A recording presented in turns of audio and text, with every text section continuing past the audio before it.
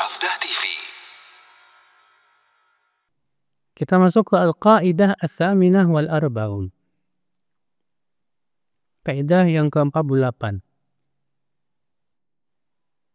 Al-aslu istiwa'ul khawfi war raja'i fi qalbil mu'min. Illa idza iqtadatil maslahatu tarjihu ahadihima. Atau tarjiha ahadihima.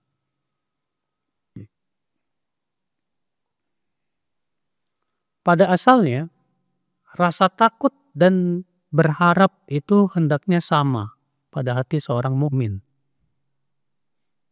Kecuali kalau ada maslahat untuk menguatkan salah satunya. Ketahuilah ibu-ibu, kita beribadah kepada Allah itu hendaknya mengumpulkan dua rasa tadi. Rasa takut dan rasa berharap. Kata beliau, وَذَلِكَ لِأَنَّ الْمُؤْمِنَ يَعْبُدُ اللَّهَ بِالْخَوْفِ وَالرَّجَاءِ.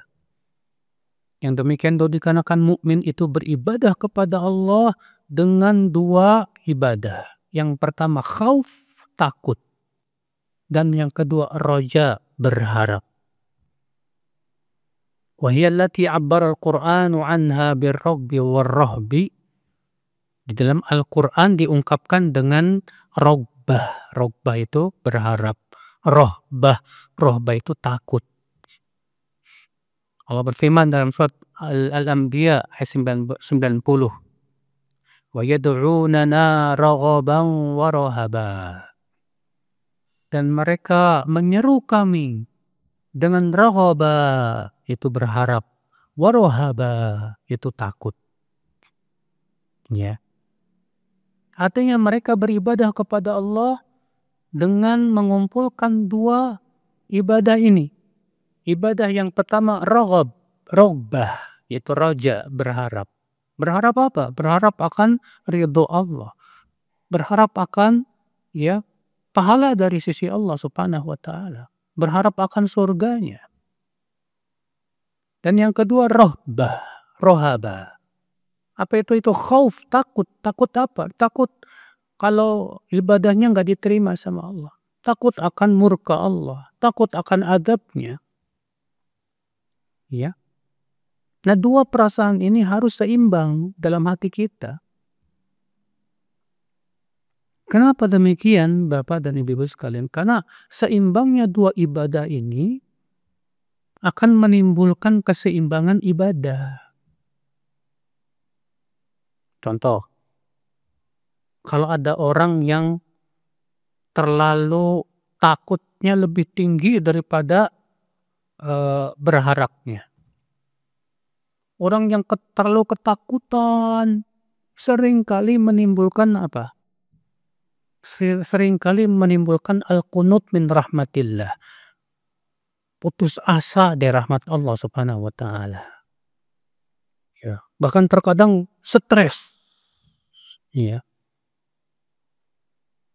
Sebaliknya, orang yang hanya sebatas berharap, terlalu tinggi pengharapannya, sedikit rasa takutnya. Maka yang seperti ini bisa menyebabkan apa? Menyebabkan meremehkan maksiat dan tertipu dengan banyaknya amal. Oh, saya sudah banyak amalan saya. Ya. Itu tidak baik. Makanya yang baik bagaimana diseimbangkan antara rasa takut dengan rasa berharap. Rasa takut diseimbangkan dengan berharap. Supaya apa? Supaya tidak menimbulkan tadi berputus asa dari rahmat Allah Subhanahu wa taala. Rasa berharap diseimbangkan dengan rasa takut supaya apa? Supaya tidak tertipu dengan banyaknya amal. Supaya tidak menimbulkan rasa ujub. Supaya tidak meremehkan maksiat. Ya. Nah, ibu-ibu sekalian. Namun terkadang di suatu keadaan rasa takut hendaknya lebih dikuatkan daripada rasa berharap. Kapan? Kata sebagian ulama, ketika syahwat kita lagi tinggi dan keinginan kita berbuat maksiat kuat sekali. Maka pada waktu itu rasa takut kita lebih kita kuatkan. Ya.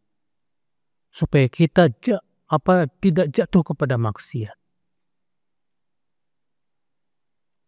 Demikian pula ketika kita mau meninggal, mana yang lebih dikuatkan, rasa takut atau rasa berharap? Ya. Ini itu berharapnya lebih kuat. Dalilnya mana? Hadis Jabir bin Abdullah bahwa Nabi SAW bersabda, "La yamutanna ahadukum illa wa huwa yuhsinu billahi adh-dhann."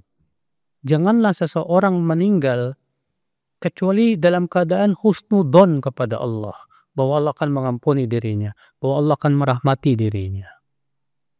Hadis itu diriwayatkan Muslim dalam sahihnya. Berarti saat kita mau meninggal, rasa berharap itu lebih dikuatkan daripada rasa takut. Walaupun tetap rasa takut harus ada. Takut matinya dalam keadaan su'ul khotimah. Ya. Ikhwata Islam, saudaraku seiman. Ketika kita sedang sakit, ya, sakit parah, ya, maka rasa berharap harus dikuatkan. Supaya apa? Kita menimbulkan kesabaran, harapan untuk sembuh, harapan bahwa Allah akan menyembuhkan. Sehingga pada waktu itu ada semangat untuk apa? Ya, berobat, menjalankan perintah Allah. Sehingga kita tidak suudzon kepada Allah Subhanahu wa taala. Nah ini, ya.